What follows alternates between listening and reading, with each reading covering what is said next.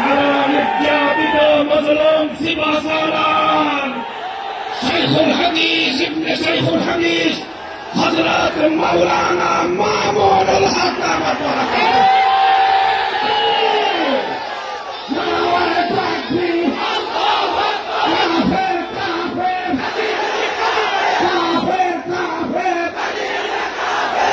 السلام عليكم ورحمة الله نحمد الله تعالى ونصلي على رسوله الكريم أما بعد এ ভাইয়া তোমরা একটু বসো صلى الله عليه وسلم বসো একটু সাইডে যাও قال النبية وعلى একদম থাকো সম্মিলিত খতমে নবুয়ত পরিষদের উদ্যোগে আয়োজিত আজকে এই খতমে নবুয়ত মহাসম্মেলনে উপস্থিত সংগ্রামী সভাপতি, উপস্থিত বিশ্ব উম্মতে মুসলিমার বরেণ্য উলামায়ে কেরাম, সমবেত নবী প্রেমিক তৌহিদি জনতার এই বিশাল বাদ ভাঙা জনস্রোত এবং জনসমুদ্র, আমরা বলতে চাই পরিষ্কার ভাষায়, আল্লাহ পাক রব্বুল ইজ্জত নবুয়তের যেই প্রাসাদকে পূর্ণ করেছেন, সেই প্রাসাদের সর্বশেষ সুমহান অংশ এবং তার ঈদ বলে মুহাম্মদ সাল্লাল্লাহু আলাইহি ওয়াসাল্লাম নিজেকে ঘোষণা করেছেন।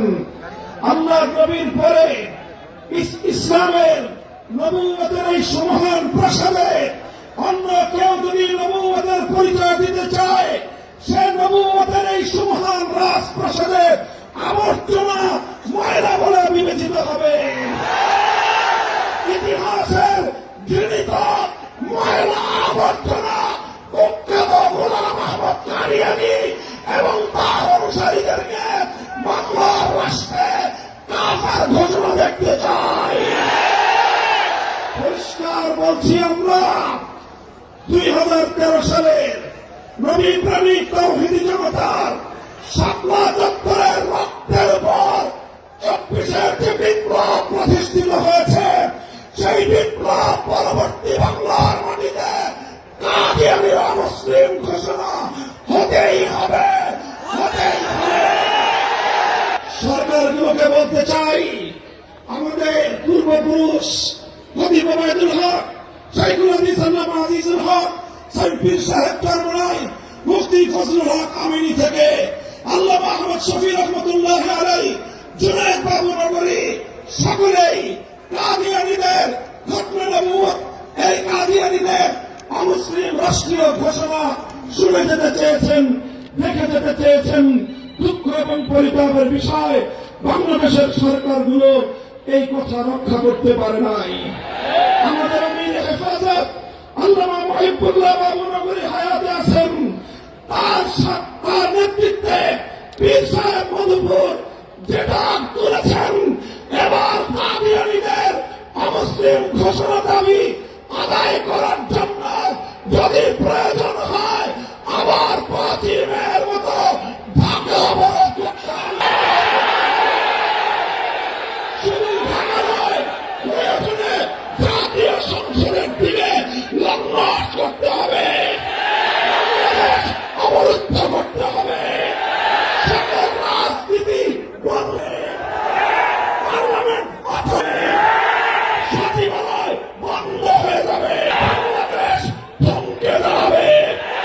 কাদিয়ানীদের অমুসলিম ঘোষণার দাবি আদায় করতে হবে, রক্ত দিতে হলে রক্ত দিতে হবে, জীবন দেওয়ার জন্য, খতমে নবুয়তের দাবি আদায়ের জন্য মাথায় কাফনের কাপড় বেঁধে শহীদ ঈদগাহে যেতে কারা প্রস্তুত? ইনশাআল্লাহ এ দাবি আদায় হবে। আর যদি সরকারগুলো দাবি আদায় করতে ব্যর্থ হয়, আগামী দিনে আমরা পার্লামেন্ট গঠন করব, আমরা ক্ষমতায় যাব, আমরা কাদিয়ানীদেরকে সংসদে আইন পাস করে করব, অমুসলিম ঘোষণা করব ইনশাআল্লাহ। সংগ্রামী তৌহিদি জনতা,